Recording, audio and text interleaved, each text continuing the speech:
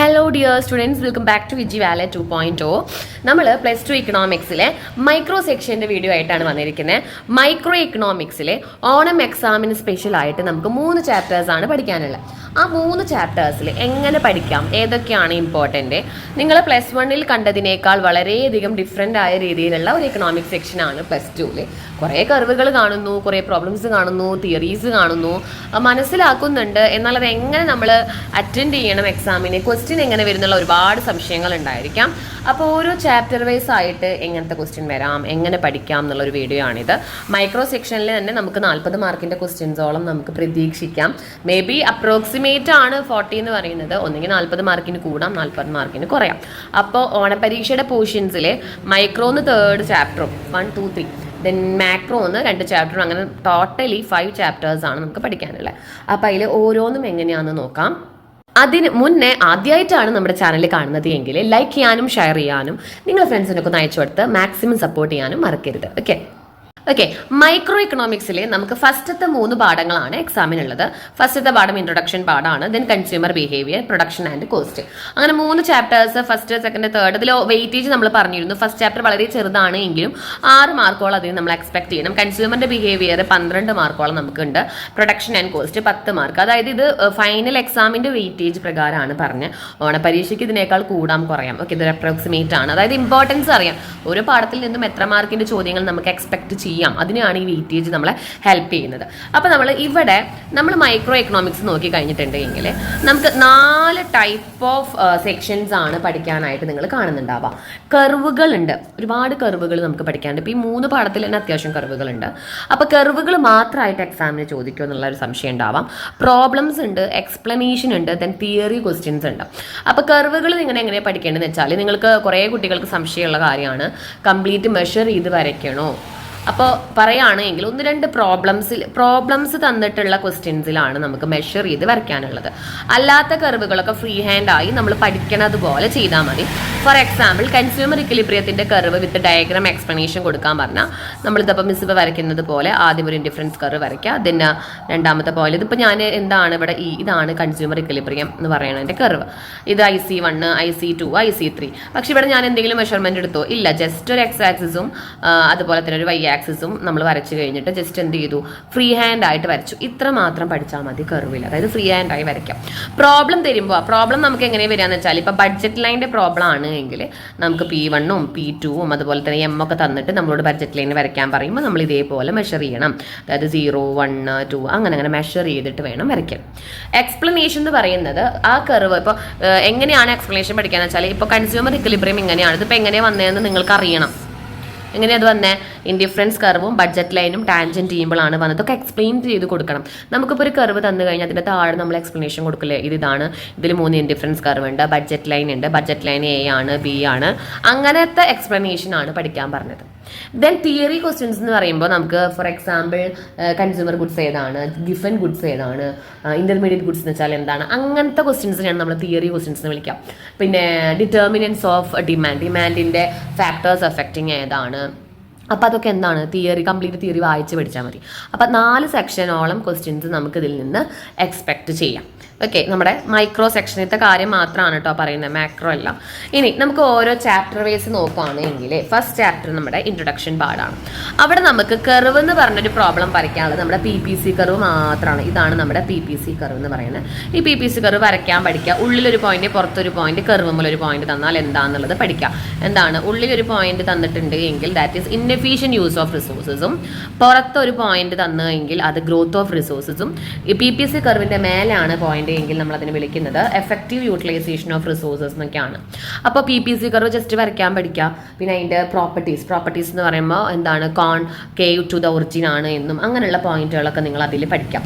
അപ്പോൾ PPC curve miss ഇപ്പം എങ്ങനെ വരച്ചാൽ ജസ്റ്റ് ഒരു ഫ്രീ ഹാൻഡ് ആയിട്ട് വരയ്ക്കാം. പിന്നെ ഇവിടെ ഗുഡ് 1, ഇവിടെ ഗുഡ് 2, അങ്ങനെ ഈ ഒരു കർവ് മാത്രമാണ് നമുക്കതിൽ നല്ല ഇമ്പോർട്ടൻ്റ് ആയിട്ട് പഠിക്കേണ്ടതായിട്ടുള്ളൂ. ഓക്കെ, ദെൻ പിന്നീട് നമ്മൾ എക്സ്പ്ലനേഷൻ സെക്ഷനിൽ പഠിക്കേണ്ടത് സെൻട്രൽ പ്രോബ്ലംസ് ആണ്. Central problems of an economy എന്ന് പറഞ്ഞിട്ട് നമുക്ക് 3 സെൻട്രൽ പ്രോബ്ലംസ് ആണ്. What to produce, in what quantities, how to produce and whom to produce. ഇതിൽ എക്സ്പ്ലനേഷൻ മസ്റ്റ് ആണ്. ഹെഡിങ് മാത്രം എഴുതി വെച്ചാൽ 1/2 മാർക്ക് വെച്ചിട്ട് നമുക്ക് കിട്ടുള്ളൂ. ഒരു 3 മാർക്കിൻ്റെ ക്വസ്റ്റ്യൻ ആണ്, കളയരുത്. പിന്നെ നമുക്ക് പഠിക്കാനുള്ളത് ഡിഫറൻസ് ആണ്. ഇവിടെ നമുക്ക് പഠിക്കേണ്ട ഡിഫറൻസ് നോർമാറ്റീവ് ഇക്കണോമിക്സ് തമ്മിലുള്ള ഡിഫറൻസും പോസിറ്റീവ് ഇക്കണോമി തമ്മിലുള്ള ഡിഫറൻസും. അതായത് ഒരെണ്ണം വാട്ട് ഈസ് എന്ന് പറഞ്ഞ പ്രോബ്ലം എക്സ്പ്ലനേഷൻ കൊടുക്കുന്നുള്ളൂ, ഒരു economy what it ought to be, അതിന്റെ റീസൺ ഒക്കെ നമ്മൾ കണ്ടുപിടിക്കുന്നുണ്ട്. പിന്നെ ഇതിൽ നമുക്ക് അത്ര കണ്ട് ഇമ്പോർട്ടൻ്റ് എന്ന് പറയാൻ പറ്റില്ല എങ്കിൽ പോലും ഉള്ളൊരു difference capitalist economy socialist economy തമ്മിലുള്ള ഡിഫറൻസ് ആണ്. ഇത് മൂന്നാണ് അതിൽ ഏറ്റവും അധികം ഇമ്പോർട്ടൻ്റ് ആയുള്ള ഭാഗം എന്ന് പറയാം PPC central problems of an economy എന്ന് പറയുന്നത്. ഓക്കെ, ദെൻ പിന്നീട് നമുക്ക് ആ പാഠത്തിൽ 1 മാർക്ക് ക്വസ്റ്റ്യൻസ് ഉണ്ട് കേട്ടോ. 1 മാർക്ക് ക്വസ്റ്റ്യൻസ് വെച്ചാൽ എക്കണോമിക്സിന്റെ പിതാവ് ആരാണ്, അതുപോലെ തന്നെ ആ പാഠത്തിൽ പിന്നീട് ചോദിക്കാൻ നമുക്ക് ചാൻസ് ഉള്ളത് നമ്മുടെ land labour capital organisation, factors of production, റിവാർഡുകൾ ഏതാണ്, അപ്പോൾ ആ ടെക്സ്റ്റ് നിങ്ങൾ വായിക്കണം. പിന്നെ MOC മാർജിനൽ ഓപ്പർച്യൂണിറ്റി കോസ്റ്റ് എന്താണെന്നൊക്കെ ജസ്റ്റ് ഒന്ന് 1 മാർക്കിന് നമുക്ക് ചോദിക്കാം. പിന്നെ നമ്മൾ സെക്കൻഡ് ചാപ്റ്ററിലേക്ക് കിടക്കുമ്പോൾ നല്ലപോലെ ഇമ്പോർട്ടൻ്റ് ആയ ചാപ്റ്ററാണ് സെക്കൻഡ് ചാപ്റ്റർ. ഇവിടെ നിങ്ങൾക്ക് കർവ് വിത്ത് എക്സ്പ്ലനേഷൻ പഠിക്കാനായിട്ടുണ്ട്. കർവ് എന്താണ്, അതെങ്ങനെ വരയ്ക്കാം, വിത്ത് എക്സ്പ്ലനേഷൻ എങ്ങനെ എക്സ്പ്ലെയിൻ ചെയ്ത് കൊടുക്കാം. അതിലൊന്നാമതായിട്ട് നിങ്ങൾ പഠിക്കേണ്ടത് ബഡ്ജറ്റ് ലൈൻ ആണ്. ബഡ്ജറ്റ് ലൈൻ എങ്ങനെ വരയ്ക്കാം, അതിൽ എക്സ്പ്ലനേഷൻ ഉണ്ട്. അപ്പോൾ നിങ്ങൾ വിചാരിക്കും എങ്ങനെ മിസ് ബഡ്ജറ്റ് ലൈൻ്റെ എക്സ്പ്ലനേഷൻ കൊടുക്കാം. അപ്പോൾ ബഡ്ജറ്റ് ലൈൻ വെച്ചാൽ ഇതാണ് ബഡ്ജറ്റ് ലൈൻ. ഇതിലെന്തെങ്കിലും എക്സ്പ്ലനേഷൻ നമുക്ക് കൊടുക്കാം. ഇതും ഈ പോയിന്റുകൾ നമ്മളൊരു പേര് പറയും. ഇവിടെ നമ്മൾ ഹൊറിസോണ്ടൽ ഇന്റർസെപ്റ്റ് എന്നും ഇവിടെ വേർട്ടിക്കൽ ഇന്റർസെപ്റ്റ് എന്നും വിളിക്കും. ഈ ഒരു ചെരിവിനെ നമ്മൾ സ്ലോപ്പ് എന്ന് പറയും. ദെൻ ഇവിടെ P1x1 പ്ലസ് P2x2 എന്ന് പറഞ്ഞ ഈക്വൽ ടു M എന്ന് പറഞ്ഞൊരു ബഡ്ജറ്റ് ലൈൻ ഇക്വേഷൻ ആണ്. അതും പഠിക്കണം. അപ്പോൾ ഇത്രയും കംപ്ലീറ്റ് ആയാലേ അത് ബഡ്ജറ്റ് ലൈൻ ആവുള്ളൂ.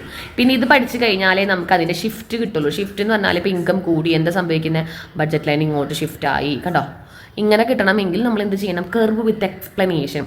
വിത്ത് എക്സ്പ്ലനേഷൻ എന്ന് പറയുമ്പോൾ ഓരോ സെക്ഷനിൽ ഇപ്പോൾ ഒരു കർവ് തന്നു കഴിഞ്ഞാൽ നിങ്ങൾക്ക് അത് എക്സ്പ്ലെയിൻ ചെയ്ത് എഴുതാനുള്ള ആ ഒരു കഴിവുണ്ടായിരിക്കണം. അതാണ് ഏറ്റവും ഇമ്പോർട്ടൻറ്റ്. ചിലപ്പോൾ കർവ് തെറ്റി തരാം, ശരിയാക്കി തന്നെ നിങ്ങളോട് എക്സ്പ്ലെയിൻ ചെയ്യാൻ പറയാം, ആ ഒരു കർവിൻ്റെ പേര് പറയാൻ പറയാം. അങ്ങനെ പല പല രീതിയിലാണ് നമുക്ക് ആ ക്വസ്റ്റ്യൻസ് നമ്മളോട് ചോദിക്കാം. പിന്നെ രണ്ടാമതായിട്ട് നിങ്ങൾ പഠിക്കാനായിട്ടുള്ളത് ഇൻഡിഫറൻസ് കർവും കൺസ്യൂമർ ഇക്വിലിബ്രിയം എന്താണെന്നുള്ളതാണ്. അതിൽ നിന്ന് തന്നെ നമ്മളോട് ചോദിക്കാനുള്ള ഒരു ക്വസ്റ്റ്യൻ ആണ്. ഇക്വിലിബ്രിയം വളരെയധികം ഇമ്പോർട്ടൻ്റ് ആണ് കേട്ടോ. അപ്പോൾ ഇൻഡിഫറൻസ് കർവ് എന്ന് വെച്ചാൽ എന്താണ്, ഇതേപോലത്തെ കർവുകളെയാണ് ഇൻഡിഫറൻസ് കർവ് എന്ന് വിളിക്കുക. ആ indifference curve tangent to the budget line ആയി എങ്കിൽ അത് കൺസ്യൂമർ ഇക്വിലിബ്രിയം പോയിന്റ് ആയി. പിന്നെ കൺസ്യൂമർ ഇക്വിലിബ്രിയം പോയിന്റിനെ കുറിച്ചിട്ട് നിങ്ങൾക്ക് നല്ല രീതിയിൽ എക്സ്പ്ലനേഷൻ അറിയണം. അപ്പോൾ അങ്ങനെയുള്ള എക്സ്പ്ലനേഷൻസ് കൺസ്യൂമർ ഇക്വിലിബ്രിയം പോയിന്റിൽ നിങ്ങൾ പഠിക്കണം. പിന്നെ ഇതോട് മാത്രം നമ്മുടെ ഇവിടെ കഴിഞ്ഞില്ല. ഇവിടെ പിന്നെയും നമുക്ക് കർവുകളുണ്ട്. ഇവിടെ നമുക്ക് പിന്നീട് വരുന്ന കർവുകളാണ്. 3-ാം സെക്ഷനിൽ നമുക്ക് അടുത്ത സെറ്റ് ഓഫ് കർവ് എന്ന് പറയുന്നത് ഡിമാൻഡ് കർവാണ്. ഡിമാൻഡ് കർവ് എന്ന് പറയുമ്പോൾ ജസ്റ്റ് ഇതാണ് ഡിമാൻഡ് കർവ് എന്ന് മാത്രമല്ല, ഇതിൽ നമ്മൾ പിന്നീട് പഠിക്കാനായിട്ടുള്ളത് കോൺട്രാക്ഷൻ ആൻഡ് എക്സ്പാൻഷൻ, എങ്ങനെ മൂവ്മെൻറ്റ് ചെയ്യുന്നു അതുപോലെ ഷിഫ്റ്റ് ആവുന്നു. ഈ കോൺട്രാക്ഷനും എക്സ്പാൻഷനും വളരെ ഇമ്പോർട്ടൻ്റ് ആണ്. കോൺട്രാക്ഷൻ എക്സ്പാൻഷൻ എന്ന് പറഞ്ഞാൽ ജസ്റ്റ് പ്രൈസിൽ വരുന്ന ചേഞ്ച് കൊണ്ട് ഇവിടുത്തെ പോയിന്റ് മേലോട്ട് നീങ്ങി നേരെ ഓപ്പോസിറ്റ് മേലത്തെ പോയിന്റ് താഴോട്ട് മൂവ് ചെയ്തു, ജസ്റ്റ് മൂവ്മെന്റ്. അപ്പോൾ movement along the same curve ആണ് കോൺട്രാക്ഷനും എക്സ്പാൻഷനും. പിന്നെ ഇതിൽ നമുക്ക് വേറൊരു ഇമ്പോർട്ടൻ്റ് ആയിട്ട് നിങ്ങൾ പഠിക്കേണ്ട ഒരു ടോപ്പിക് എന്ന് പറയുന്നതാണ് 5 degrees of elasticity of demand. Elasticity of ഡിമാൻഡിൻ്റെ 5 ഡിഗ്രീസ്, അതായത് ഇങ്ങനത്തെ ഒരു 5 കർവുകളും അതിൻ്റെ പേരുകളും നമ്മൾ ഫ്ലാറ്റ് ആയിട്ട് വരയ്ക്കണം, സ്ലീപ്പായിട്ട് വരയ്ക്കണം. ഓക്കെ, ഇനി ഇതും പോരാൻ നമുക്ക് അവിടെ വേറൊരു കർവ് കൂടി പഠിക്കാനായിട്ടുണ്ട്. ദാറ്റ് ഈസ് ജസ്റ്റ് ഒരു ഡിമാൻഡ് കർവ്. ഇവിടെ നമുക്ക് ഇവിടെ ഒരു പോയിന്റ്, ഇവിടെ ഒരു പോയിന്റ്, ഇവിടെ ഒരു പോയിന്റ്. അപ്പോൾ ഇവിടെ ഇലാസ്റ്റിസിറ്റി ഓഫ് ഡിമാൻഡ് ഇൻഫിനിറ്റ് ആയിരിക്കും. ഇവിടെ നമുക്ക് ഇലാസ്റ്റിസിറ്റി ഓഫ് ഡിമാൻഡ് 0 ആയിരിക്കും. ഇവിടെ 1 ആണ്, ഗ്രേറ്റർ ദാൻ 1 ആണ്, ലെസ് ദാൻ 1 ആണ്. ഇത് നമുക്ക് പോയിന്റ് വൈസ് ആയിട്ടാണ് ചോദിക്കുക. അപ്പോൾ നോക്കിയേ, സെക്കൻഡ് ചാപ്റ്ററിൽ വളരെ ഇമ്പോർട്ടൻ്റ് ആയ കുറച്ച് കർവ് മാത്രമേ മിസ് പറഞ്ഞിട്ടുള്ളൂ കേട്ടോ. അതിൽ ഇനി ഇതേപോലെ ഷിഫ്റ്റും ഡിമാൻഡും അതുപോലെ എല്ലാം ഉണ്ട്. പക്ഷെ നമ്മൾ ഈ ഒരു കർവുകൾ എങ്ങനെ നിങ്ങൾ പഠിച്ചിരിക്കണം, മസ്റ്റാണ്. പിന്നെ അതേപോലെ തന്നെ സെക്കൻഡ് ചാപ്റ്ററിൽ നമുക്ക് പ്രോബ്ലംസ് വരുന്നുണ്ട്. പ്രോബ്ലംസ് എന്ന് പറയുമ്പോൾ നമുക്ക് എക്സാമിന് ഷുവർ ക്വസ്റ്റ്യൻ ആയിട്ട് ചോദിക്കുന്ന ഒന്നാമത്തെ പ്രോബ്ലം എന്ന് പറയുന്നത് ബഡ്ജറ്റ് ലൈനിൻ്റെ പ്രോബ്ലം ആണ്. ബഡ്ജറ്റ് ലൈൻ പ്രോബ്ലം എന്ന് പറയുമ്പോൾ നമുക്ക് P1 അതുപോലെ തന്നെ P2 അതുപോലെ ഇൻകം ഒക്കെ തരും. P1 P2 ഇൻകം അങ്ങനെ കംപ്ലീറ്റ് തരും. എന്നിട്ട് നമ്മളോട് എന്ത് പറയും, വെർട്ടിക്കൽ ഇൻ്റർസെപ്റ്റ് P1 തന്ന് P2 തന്ന് M തന്ന് നമ്മളോട് വെർട്ടിക്കൽ ഇൻ്റർസെപ്റ്റ് കണ്ടുപിടിക്കാൻ പറയും, ഹൊറിസോണ്ടൽ ഇൻ്റർസെപ്റ്റ് കണ്ടുപിടിക്കാൻ പറയും, സ്ലോപ്പ് നമ്മളോട് കണ്ടുപിടിക്കാൻ വരും. ഇനി ഇൻകം ചേഞ്ച് ആയി എന്ന് വിചാരിച്ചു, ഇൻകം ചേഞ്ച് ആയി കഴിഞ്ഞാൽ what happen to budget line, draw them, അതായത് ബഡ്ജറ്റ് ലൈൻ എന്ത് സംഭവിച്ചു, അപ്പോൾ ആ ഒരു കർവ് നിങ്ങളോട് വരയ്ക്കാൻ പറയും. അങ്ങനത്തെ ടൈപ്പ് ഓഫ് പ്രോബ്ലംസ് ആണ് നമുക്ക് 5 മാർക്കിൻ്റെ മുകളിൽ ഈ ക്വസ്റ്റ്യൻ ചോദിക്കാം കേട്ടോ. 5 മാർക്കിൻ്റെ മുകളിൽ നമുക്ക് എങ്ങനെയും പോകുന്ന ഒരു പ്രോബ്ലം ആണിത്. ദെൻ ആ പാഠത്തിൽ നിന്ന് രണ്ടാമത്തെ ഒരു പ്രോബ്ലം എന്ന് പറയുന്നത് പ്രൈസ് ഇലാസ്റ്റിസിറ്റി ഓഫ് ഡിമാൻഡിൻ്റെ ഒരു ക്വസ്റ്റ്യൻ ആണ്. അതായത് ഗുഡ് വണ്ണിൻ്റെ പ്രൈസ് 60 രൂപയിൽ നിന്ന് 80 രൂപയായി, വാട്ട് ഹാപ്പൻ അല്ലെങ്കിൽ what is elasticity of demand നമ്മൾ P0/Q0 into delta P/Δ Q എന്ന് പറഞ്ഞ ഇക്വേഷൻ വെച്ചിട്ട് നമ്മൾ ചെയ്യുന്ന ഇലാസ്റ്റിസിറ്റി ഓഫ് ഡിമാൻഡ്. ഈ 2 പ്രോബ്ലം ഷുവർ ക്വസ്റ്റ്യൻ ആണ്. അപ്പം നിങ്ങൾ ഒന്നും പഠിച്ചില്ല എങ്കിൽ പോലും എന്താണ് ഈ പ്രോബ്ലംസ് ഒക്കെ നിങ്ങൾക്ക് കിട്ടുന്നുണ്ടോ എന്ന് നോക്കാം. അപ്പോൾ കുറച്ച് സമയത്തിനുള്ളിൽ കൂടുതൽ മാർക്ക് വാങ്ങാനുള്ള വഴിയാണ് നമ്മൾ നോക്കണ്ടേ. ഓക്കെ, ദെൻ പിന്നീട് തന്നെ അതേ ചാപ്റ്ററിൽ സെക്കൻഡ് ചാപ്റ്ററിൽ നമുക്ക് കുറച്ച് തിയറി ക്വസ്റ്റ്യൻ ഉണ്ട്. തിയറി ക്വസ്റ്റ്യൻ മിസ് പറഞ്ഞ ഉദ്ദേശിച്ചത് എന്താണെന്നറിയോ? ഒന്ന്, ഡിറ്റർമിനൻസ് ഓഫ് ഡിമാൻഡ്, അതായത് ഡിമാൻഡിന്റെ ഫാക്ടേഴ്സ് എന്തൊക്കെയാണ്, ഡിമാൻഡ് കൂടുന്നു കുറയുന്നു എന്നൊക്കെ നമ്മൾ പറഞ്ഞില്ലേ. അതിന്റെ ഫാക്ടേഴ്സ് എന്ന് പറയുമ്പോൾ എന്താ? ഓൺ പ്രൈസ്, അതായത് സ്വന്തം സാധനത്തിന്റെ വില കൂടിയാൽ ഡിമാൻഡ് കുറയും, ആ ഒരു ഡിറ്റർമിനൻസ്. പിന്നെ income of consumer, taste and preference, population, then അങ്ങനെ കുറച്ച് ഡിറ്റർമിനൻസ് അവിടെ പഠിക്കാണ്ട് വിത്ത് എക്സ്പ്ലനേഷൻ. അതേപോലെ തന്നെ determinants of elasticity of demand, അതിൽ തന്നെയുള്ള സെയിം ക്വസ്റ്റ്യൻ ആണ് പാഠത്തിൽ. Factors affecting price elasticity of demand, same. ഇത് രണ്ടും നമുക്ക് 4 മാർക്കിനോളൊക്കെ ചോദിക്കും കേട്ടോ. അപ്പോൾ എന്തായി ആ പാഠത്തിൽ തന്നെ നമുക്ക് വിത്ത് എക്സ്പ്ലനേഷൻ മീൻസ് തിയറി മാത്രമായിട്ട് പഠിക്കാനുണ്ട്. കർവ് വിത്ത് എക്സ്പ്ലനേഷൻ കൂടാതെ തിയറി മാത്രമായിട്ട് പഠിക്കാനുണ്ട് ആ പാഠത്തിൽ. ഓക്കെ, അപ്പോൾ ഈ 2 സെറ്റ് ഓഫ് ക്വസ്റ്റ്യൻ നമുക്ക് എങ്ങനെയും എല്ലാ ക്വസ്റ്റ്യൻ പേപ്പറിലും ഷുവർ ആയിട്ടുള്ളതാണ്. പിന്നെ 2 മാർക്കിനൊക്കെ ചോദിക്കാൻ ചാൻസ് ഉണ്ട്. Maybe that is what is law of demand, law of demand എന്താണ്, പിന്നെ പ്രോപ്പർട്ടീസ് ഓഫ് ഇൻഡിഫറൻസ് കർവ്, അതായത് ഇൻഡിഫറൻസ് കർവിൻ്റെ പ്രോപ്പർട്ടീസ് എന്തൊക്കെയാണ്, ദെൻ ബഡ്ജറ്റ് ലൈനിനെ കുറിച്ചിട്ട് ചോദിക്കാം, what you mean by budget line. അതേപോലെ തന്നെ കൺസംഷൻ ബണ്ടിൽസ് എഴുതാൻ പറഞ്ഞിട്ട് പ്രോബ്ലം രീതിയിൽ നമുക്ക് ചോദിക്കാം.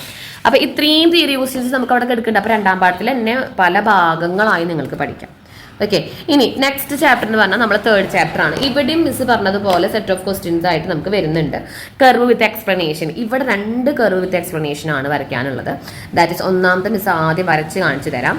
ഇത് TP ആണ്, ദെൻ ഇത് MP ആണ്, ദെൻ ഇവിടെ നിന്ന് പോണത് AP. ഇതിനെ നമ്മളൊരു പേര് വിളിക്കും. ഇതിൻ്റെ മാത്രമായിട്ട് നമ്മൾ വീഡിയോ വേണമെന്നുണ്ടെങ്കിൽ നമ്മളിത് നിങ്ങൾക്ക് വേണ്ടിയിട്ട് ഇടും കേട്ടോ. അപ്പോൾ 3 AP, TP, MP. ഇത് ഇവിടെ കുത്തുന്നതിന് ഫസ്റ്റ് സ്റ്റേജ് എന്ന് പറയും. ഇവിടെ പോയിന്റ് കുത്തിയാൽ first stage, second stage, then 3rd stage. ഇതിൻ്റെ പേരെന്താണെന്നറിയോ? Law of variable proportion.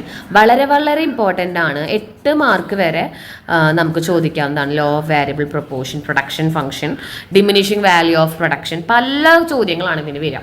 Curve ഇപ്പോൾ ഞാൻ വരച്ച പോലെ കർവ് വരയ്ക്കാൻ അറിയണം, വിത്ത് എക്സ്പ്ലെയിൻ ചെയ്യാൻ അറിയണം. പിന്നെ 3 സ്റ്റേജസ് ഉണ്ട്.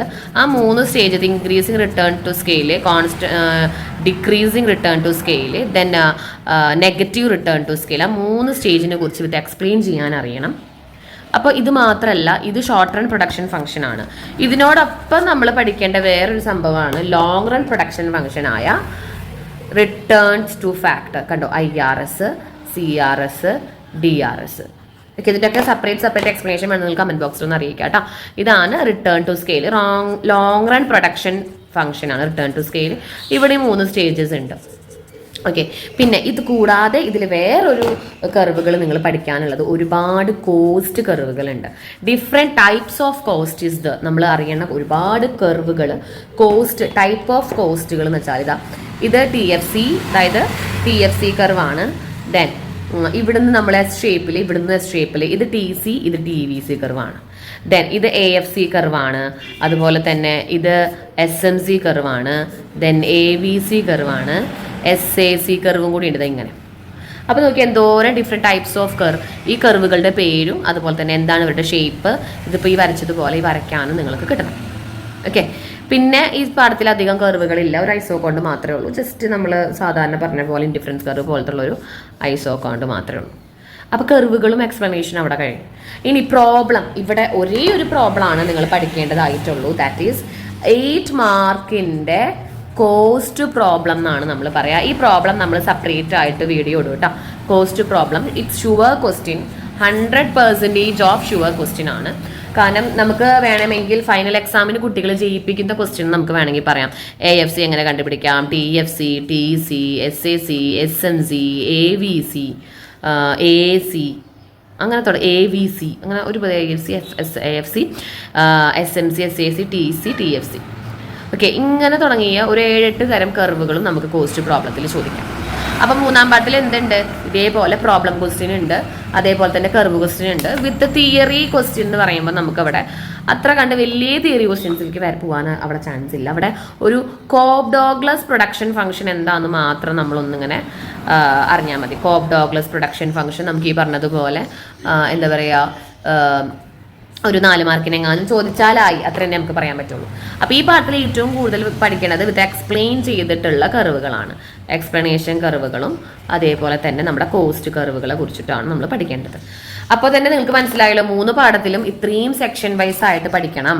അപ്പോൾ സെക്ഷൻ വൈസ് ആയിട്ട് പഠിച്ചാലുള്ള ഗുണം എന്താണെന്ന് വെച്ചാൽ നിങ്ങൾക്ക് പാഠങ്ങൾ തീർന്നു പോകുന്ന അറിയില്ല. അപ്പോൾ എല്ലാം ഇങ്ങനെ വലിച്ചു വാരി പഠിക്കാതെ ആവശ്യമുള്ള ടോപ്പിക്കുകൾ മാത്രമായിട്ട് പഠിക്കുക, പ്രത്യേകിച്ച് മൈക്രോ. പിന്നെ ഒരു വേറൊരു കാര്യം പറഞ്ഞാൽ, മാക്രോയിനേക്കാൾ പഠിച്ചു കഴിഞ്ഞാൽ ഏറ്റവും എളുപ്പവും മാർക്ക് കിട്ടാൻ ചാൻസും കൂടുതലുള്ളത് മൈക്രോ സെക്ഷനാണ്. കാരണം നമ്മൾ ഓട്ടോമാറ്റിക്കലി ഒരു കർവ് വരയ്ക്കാൻ പഠിച്ചു കഴിഞ്ഞാൽ അതിനോടുള്ള തിയറീസ് നമ്മൾ വിത്ത് എക്സ്പ്ലനേഷൻ എന്നുള്ളത് ഓട്ടോമാറ്റിക്കായി നമ്മൾ പഠിച്ചു തുടങ്ങും. അപ്പോൾ അതുകൊണ്ട് എല്ലാവരും സമയം കളയാതെ എത്രയും വേഗം മൈക്രോ എക്കണോമിക്സും അതുപോലെ തന്നെ പരീക്ഷയുമായി ബന്ധപ്പെട്ട കാര്യങ്ങളൊക്കെ പഠിച്ചു തുടങ്ങാം. നമ്മൾ ഇനി ഓരോരോ ടോപ്പിക്കുകളൊക്കെ ഇട്ട് തുടങ്ങാൻ പോവുകയാണ്. അപ്പോൾ ഇന്നത്തെ വീഡിയോ എന്ന് പറയുന്നത് 3 പാഠത്തിൽ നിങ്ങൾ കാണുന്ന കാര്യങ്ങളെ 3 സെക്ഷനായിട്ട് തിരിച്ചു എന്നേ ഉള്ളൂ. കർവ്, പ്രോബ്ലം, എക്സ്പ്ലനേഷൻ, തിയറി എന്ന് വേണ്ടി തിരിച്ചു എന്നേ ഉള്ളൂ കേട്ടോ. അപ്പോൾ എല്ലാവർക്കും വീഡിയോ ഹെൽപ്ഫുൾ ആയെന്ന് വിചാരിക്കുന്നു. വീഡിയോ ഹെൽപ്ഫുൾ ആയെങ്കിൽ നിങ്ങളുടെ ഫ്രണ്ട്സിനൊക്കെ അയച്ചു കൊടുക്കാൻ മറക്കരുത്. ലൈക്ക് ചെയ്യുക, ഷെയർ ചെയ്യുക, സബ്സ്ക്രൈബ് ചെയ്യുക, മാക്സിമം സപ്പോർട്ട് ചെയ്യുക. Okay dear student, thank you so much.